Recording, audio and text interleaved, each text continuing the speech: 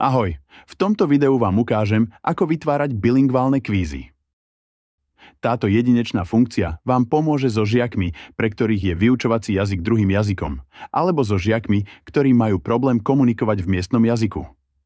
Pri pridávaní akýchkoľvek kvízových otázok a odpovedí môžete využiť možnosť bilingválne, ktorú nájdete na ľavej strane.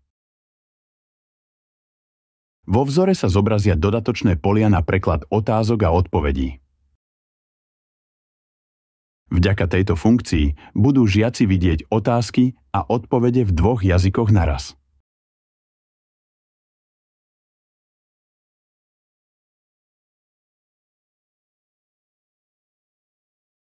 Ak sa rozhodnete zverejniť dvojazyčnú verziu projektu, dbajte, aby ste ho označili správnymi jazykmi.